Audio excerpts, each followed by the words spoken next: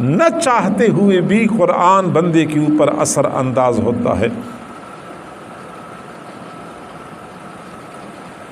ہمارے حضرت جی دامت برکاتہم العالیہ نے فرمایا کہ میں نے ایک مرتبہ امریکہ میں چند دن قاری عبدالباسط کے ساتھ اکٹھے پروگرام کیے۔ مختلف پروگراموں میں وہ قرآن کی تلاوت کرتے تھے اور میں انگریزی زبان میں قرآن کا ترجمہ کرتا تھا۔ چند دن ہم نے اکٹھے گزارے، کھانا اکٹھے ہوتا تھا، اٹھنا بیٹھنا اکٹھے ہوتا تھا۔ تو میں نے ایک مرتبہ ان سے کہا کہ قاری عبدالباسط صاحب، قرآن کی نسبت سے دنیا کے کونے کونے میں آپ کی شہرت پہنچ چکی ہے، مسلمانوں کا بچہ بچہ آپ کو جانتا ہے،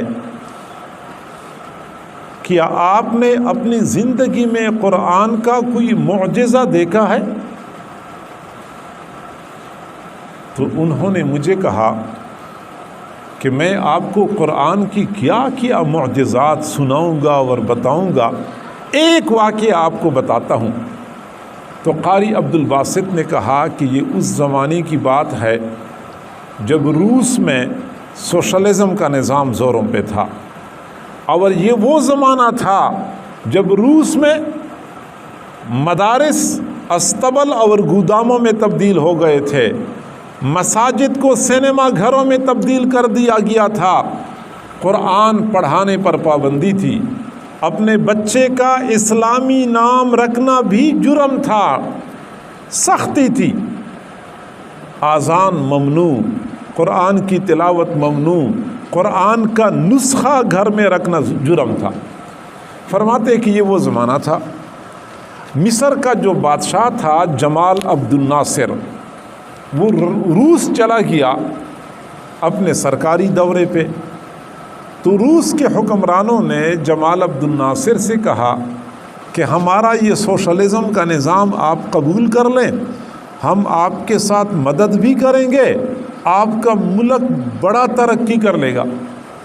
جمال عبد الناصر نے کہا کہ میں آپ کو اس وقت جواب نہیں دے سکتا، اگلے سال جب میں آؤں گا تو تب آپ کو جواب دوں گا۔ جب اگلے سال جمال عبد الناصر نے روس جانا تھا مذاکرات کے لیے، ملاقات کے لیے، تو مجھے کہا کہ قاری صاحب آپ نے بھی ساتھ جانا ہوگا۔ اب میں حیران رہ گیا کہ جمال عبد الناصر جو مصر کا بادشاہ ہے، یہ اگر مجھے لے جاتا ہے تو پاکستان لے جائے، ہندوستان لے جائے، بنگلہ دیش لے جائے، سعودی عرب لے جائے، جہاں لوگ قرآن کو ماننے والے تو ہیں۔ روس میں تو قرآن کو ماننے والے نہیں ہیں، قرآن کا پڑھنا جرم ہے، قرآن کی تعلیم دینا جرم ہے، تو وہاں مجھے کیوں لے کے جا رہے ہیں؟ لیکن بادشاہ نے کہا، میں نے کہا ٹھیک ہے۔ میں بادشاہ کے ساتھ سفر پہ روانہ ہو گیا۔ کہتے جب رشیا کے حکمرانوں کے ساتھ مذاکرات چل رہے تھے تو ان حکمرانوں نے جمال عبد الناصر سے کہا کہ آپ نے تو کہا تھا کہ میں اگلے سال جواب دوں گا، اب آپ بتائیں آپ کا کیا جواب ہے، ہمارا سوشلزم کا نظام قبول کرنا ہے یا نہیں کرنا؟ جمال عبد الناصر نے مجھے کہا کہ قاری صاحب ان کو قرآن پاک کا ایک رکوع سنا دو۔ فرماتے ہیں کہ مجھے پہلی مرتبہ کفر کے سرغنوں کے سامنے قرآن سنانے کا موقع ملا تھا، اور یہ وہ سرغنے تھے جنہوں نے اپنے پورے ملک سے قرآن کا نشان مٹھانے کا ارادہ کیا تھا۔ فرماتے ہیں پھر تو میرے سینے میں ایمان ٹھاٹے مارتے ہوئے سمندر کی طرح اچھلنے لگا۔ میں نے کہا کہ میں سناؤں گا، پھر میری آنکھیں بند ہو گئیں اور میں نے قرآن کا وہ رکوع پڑھنا شروع کر دیا جس رکوع کو سن کے حضرت عمر کا دل موم ہو گیا تھا۔ طٰہٰ مَا أَنزَلْنَا عَلَيْكَ الْقُرْآنَ لِتَشْقَىٰ۔ فرماتے ہیں میری آنکھیں بند تھی، میں تو جھوم جھوم کے قرآن پڑھ رہا تھا۔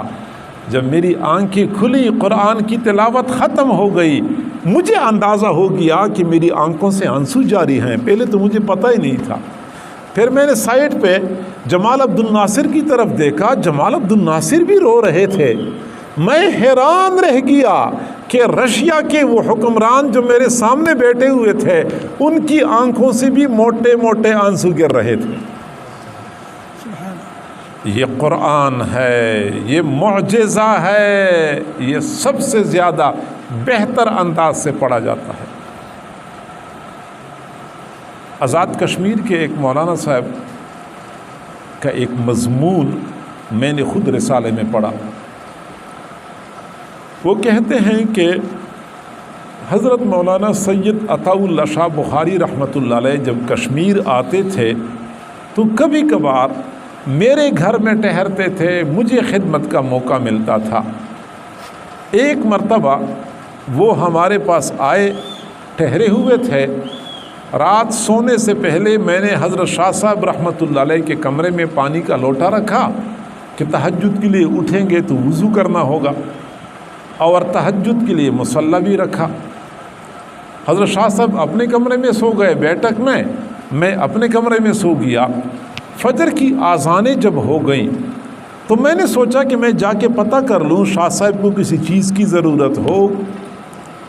میں جب شاہ صاحب کے کمرے میں آیا تو میں حیران رہ گیا کہ شاہ صاحب کمرے میں موجود نہیں تھے۔ میں نے کہا شاید کہیں وضو کرنے گئے ہوں گے، لیکن جب لوٹا دیکھا تو پانی سے خالی تھا۔ اس کا معنی یہ ہے کہ وضو تو وہ کر چکے ہیں۔ مصلی دیکھا، مصلی بچھا ہوا تھا، اس کا معنی یہ ہے کہ وہ تہجد پڑھ چکے ہیں۔ پھر اس وقت کہاں چلے گئے؟ میں نے کہا قضاء حاجت کے لیے گئے ہوں گے۔ میں اپنی بیٹھک سے باہر ادھر ادھر جانے لگا، لیکن مجھے کہیں بھی شاہ صاحب نظر نہیں آئے۔ میں پریشان ہو گیا کہ یہ تو جنگل ہے، پہاڑی علاقہ ہے، یہاں تو جنگل کے جانور بھی رات کے وقت پھر رہے ہوتے ہیں، سانپ اور بچھو بھی ہوتے ہیں، ایسا نہ ہو کسی چیز نے شاہ صاحب کو نقصان پہنچایا ہو۔ میں پریشان ہو گیا، میں ادھر ادھر بے قراری کے عالم میں پھرنے لگا، لیکن شاہ صاحب کہیں بھی نظر نہیں آئے۔ پھر میں نے سوچا کہ چلو میں خاموش کھڑا ہوتا ہوں، شاید کہیں دور سے کسی بندے کی آنے کی پاؤں کی آہٹ کی آواز سنائی دے تو میں ادھر چلا جاؤں گا۔ فرماتے میں بالکل خاموش کھڑا ہو گیا۔ اب یہ مارچ کا مہینہ تھا، بہار کا موسم تھا، چاند کی چاندنی اپنے جوبن بھی تھی، رات کا آخری پہر، اور فرماتے ہیں کہ پہاڑ کا دامن، ٹھنڈی ہوا چل رہی تھی اور ہر طرف خاموشی تھی۔ میں خاموش کھڑا ہو گیا تو ہوا کے ٹھنڈے جھونکوں کے ساتھ دور سے قرآن پاک کی تلاوت کی آواز میرے کانوں میں پڑنا شروع ہو گئی۔ میں نے آواز پہچان لی، میں نے کہا جدھر سے بھی ہے آواز حضرت شاہ صاحب کی ہے۔ میں نے تھوڑا سا اور غور کیا تو پتہ چلا کہ اس جانب سے آواز آ رہی ہے، چنانچہ اسی جانب کی طرف میں نے چلنا شروع کر دیا۔ فرماتے ہیں کہ میں راستے پہ چلتا رہا، بالکل حضرت شاہ صاحب کے قریب پہنچا۔ میں نے دیکھا کہ حضرت شاہ صاحب رحمۃ اللہ علیہ پہاڑ کے دامن میں ایک چٹان پر بیٹھے ہوئے ہیں، آنکھیں بند ہیں اور جھوم جھوم کے قرآن کی تلاوت کر رہے ہیں۔ فرماتے میں حیران ہو گیا، تھوڑا سا اور قریب گیا، میں اور زیادہ حیران ہو گیا کہ ایک چٹان پر تو حضرت شاہ صاحب رحمۃ اللہ علیہ بیٹھ کے جھوم جھوم کے قرآن کی تلاوت کر رہے تھے، اور سامنے والی ایک اور چٹان پر ایک کالا اژدہا تھا جس نے اپنا سر اٹھایا ہوا تھا اور وہ جھوم جھوم کے قرآن کی تلاوت سن رہا تھا۔ فرماتے میں سائڈ پہ بیٹھ گیا، کافی دیر تک قرآن سنانے والے کو دیکھتا رہا، قرآن سننے والے کو دیکھتا رہا۔ کافی دیر کے بعد حضرت شاہ صاحب رحمۃ اللہ علیہ سمجھ گئے کہ فجر کی نماز کا وقت ہے، قرآن پاک کی تلاوت موقوف کر دی۔ پھر میں نے دیکھ لیا کہ سانپ نے اپنا سر چٹان پہ رکھا اور اپنی راہ لے لی۔ تو سب سے زیادہ بہتر انداز سے پڑھی جانے والی کتاب قرآن مجید فرقان حمید ہے، اور صرف یہ اب زمانے کی بات نہیں ہے۔ حضور صلی اللہ علیہ وسلم کے زمانے میں کچھ ایسے حضرات تھے جو قرآن کی تلاوت میں بڑے ماہر تھے، بڑی پیاری تلاوت کرتے تھے۔ حضور صلی اللہ علیہ وسلم ان سے قرآن سنا کرتے تھے۔ حضرت عبداللہ بن مسعود سے قرآن سنتے تھے کہ آپ مجھے قرآن سنائیں۔